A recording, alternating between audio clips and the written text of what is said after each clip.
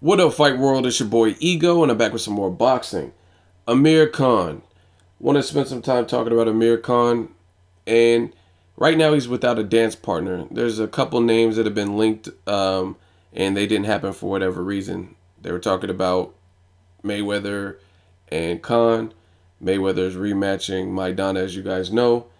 Pacquiao is content bringing up a junior welterweight in Chris Algieri with really one big name on his resume. So Pacquiao Khan, that's a fight that I would have loved to see. Just based on the timing, I think it's great timing. They're no longer with Freddie, or one of them's with Freddie Roach. Amir Khan's no longer with Freddie Roach. And in his last fight, he showed he's getting used to Virgil Hunter's style of doing things a little bit more. And the Julio Diaz kind of suspect. He was hurt by Julio Diaz, who we seen Sean Porter rematch and really run through. We seen Keith Thurman really run through, cause him to quit on the stool. And Amir Khan, out of those three welterweights, had the worst performance against him, but he still was able to capture a victory. Then you have Danny Garcia, a rematch that I would love to see. Danny Garcia is talking about leaving 140. He doesn't want to give Lucas Matisse a rematch. He already made that obvious. He doesn't want to give Mauricio Herrera a rematch, which I think is bullshit because Herrera beat him. At least give Amir Khan a rematch. Now you stopped Amir Khan, but Amir Khan was holding his own in those early rounds, and you caught him with the shot, and he was never able to recover. So I'd definitely be interested in this fight at 147. It makes sense.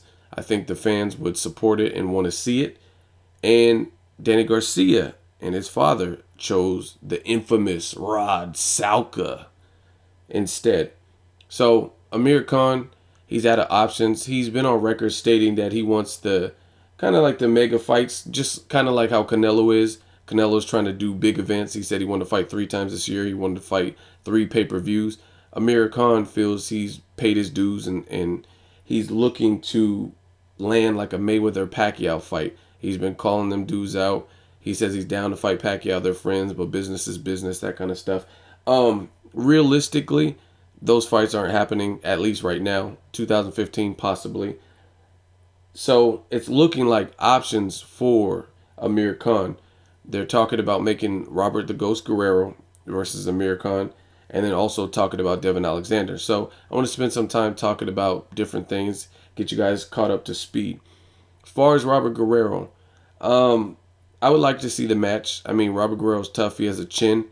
He talked shit about Amir Khan too. I don't know if you guys remember how much you guys have been following boxing, but I think it was on, don't quote me on this, Ellie Seckback's video. I remember the whole setup. He was sitting down on a boxing ring. He was training for some fight, and he was just talking about Khan's chin, and he's like, don't blame your trainer, Freddie Roach. Maybe he can have him chew some bubble gum to work on his glass jaw, and he was talking shit. So I would want to see this. Now, the problem with this fight is Robert Guerrero didn't really impress me. He was in a potential fight of the year candidate, but in my opinion, there wasn't a reason for that fight to have been a fight of the year candidate. You put Kamagai on the map where people didn't know him and made him look like this fucking beast of a fighter, and I don't think he was that. But you made it that type of fight. And I don't know what the fuck it is about Robert Guerrero, but he used to be more of a boxer with the ability to brawl. Now, I don't know if his father's getting into his head with that Latin machismo shit, like, oh, he's a runner, he's talking, like, you know what I mean, and just pumping him up and talking all this shit about runners. So now he doesn't want his son to box. Personally, and I know people, I mean, he's from the Bay Area, so I know people in his circle. I actually know his cousin, you know what I'm saying? And I really just think he needs a new trainer. I think Ruben Guerrero's taking him as far as he can. He needs someone someone who appreciates the sweet science more, not just that, oh, I'm tough, there's no running. Because personally, Amir Khan is getting more comfortable with his Virgil Hunter style. So I see Robert Guerrero not getting stopped because he has a chin, but getting outboxed and frustrated because we've seen Mayweather's speed, what it did to Robert Guerrero, and we've seen Amir Khan, his first fight at welterweight against Luis Collazo, another guy that was slower than him. And it's very hard to beat Amir Khan at boxing. especially at this weight. You know what I'm saying? The way you beat him is be a good counterpuncher, speed, timing. You know what I mean? You have to do some things right in there.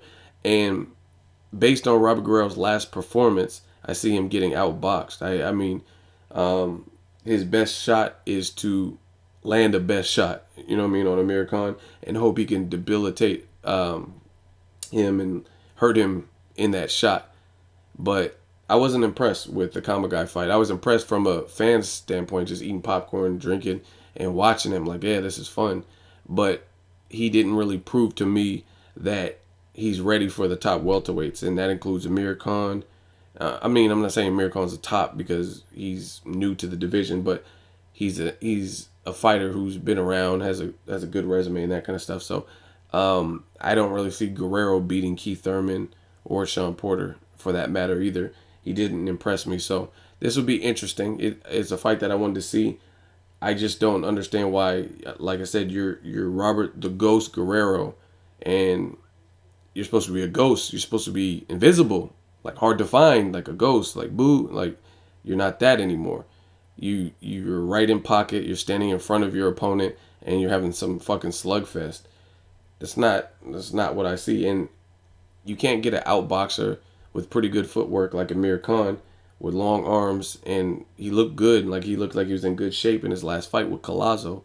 You can't get an outboxer like that, and I don't know, just expect to have a slugfest with him. He's gonna try to keep you at bay. He's gonna try to keep some distance in between you guys, and he's gonna pick Robert Guerrero off unless Guerrero can like Berto him and muscle his way on the inside, maul him, not give him time to think, and really just hurt him. And truthfully, I don't know how much power Robert Guerrero has at welterweight, to be honest, because I mean he kind of hurt Berto or whatever, but Berto recovered. Berto was also off a long layoff. I haven't seen him do anything like really destructive at welterweight that suggests that nobody could take his power at welterweight. Then the other fight is Devin Alexander. So I talked to Devin. We're supposed to work. So if you guys have questions that you want me to ask him, leave it down below. I talked to him. He's back in St. Louis right now. And Devin Alexander versus Amir Khan was a fight that was talked about. I believe it was last year, fourth quarter of last year. And Amir Khan chose to hold out, hoping to get a Mayweather shot. Now, I understand you want that Mayweather shot more than the Devin Alexander shot, but I'm never going to be okay with a fighter letting his career become stagnant, waiting on the next motherfucker, whether it's Mayweather, Pacquiao, Al Haim, you know what I mean? Don't wait. Don't wait around as a boxer. Use your youth, use your years wisely, because boxing is a very brutal sport, and fighters only have a certain lifespan, I guess you could say, to begin with. So never allow someone to put your career on the back burner while you wait for them. Like if Rigondeaux called out Leo Santa Cruz, which he did do, and Leo doesn't take the fight, don't wait around for him. You know what I mean? You fight the Kiko Martinez, try to gun for that Nonito Donaire rematch, or Lomachenko, fight somebody else. Like don't sit around waiting. Like, yeah, Leo gonna come around. Like, don't wait. So I thought that was a foolish choice from Amir Khan. I get it from the money standpoint, because of course you would want to have the Mayweather fight, but you know Mayweather's Mayweather. He makes a decision when he's full and ready. So I just wouldn't trust that. You know what I mean? And he could have fought and had a impressive performance possibly against Devin Alexander, and then he would have been right in line for a Mayweather fight in May. But he chose to wait, stagnate his career, and the rest is history. But this fight was supposed to happen, Devin Alexander versus Amir Khan, and I thought it was a good fight. There was also, I don't know if you guys remember, I even did some videos at the time. There was some backlash, a little bit of backstory. I remember Devin Alexander's trainer, I believe he was saying some racial remarks. He said he needs to go fly. We'll send him back flying on his carpet, magic carpet, or some shit like that. And there was some tension, and they were talking about having this fight in Dubai. There was a lot of articles, you know what I mean? I'd wake up and go to the boxing websites and stuff and see articles talking about this fight. So if it does come fourth quarter, I'm okay with it. I was okay with it the first time. I think Devin Alexander lost his belt to Sean Porter, so it's not going to be as sweet as when Devin Alexander had the belt. That would have been a good look for Khan.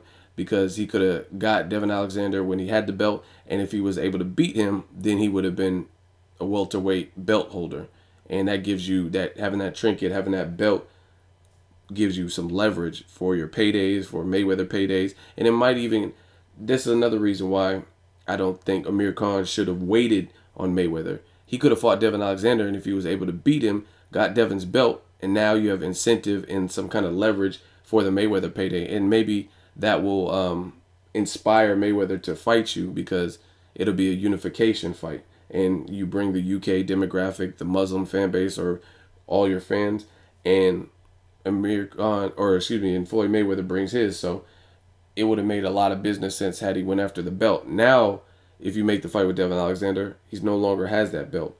But I'm still okay with the fight because Devin Alexander is a slick fighter, and he looked good in the Jesus Soto Caras fight. He showed that he's tough. He showed he had a chin in his last two fights. Sean Porter just was better that night. Devin Alexander, I don't know if you guys know this, but Devin beat Sean Porter in the amateurs. So maybe Sean Porter got better. Maybe he had an off night. Maybe Devin Alexander had an off night. I'm not sure. But I'm okay with Devin Alexander versus Amir Khan. I don't think it's as sweet as it once was, but it's a fight that I'll deal with. But that's what it looks like they're talking about. Robert Guerrero, possibly Devin Alexander. Leave a comment. Let me know what you guys think of both these fights. Enjoy my graphics. And make sure you like the video. As always, hate, comment, or subscribe. Till next video is Ego, signing off.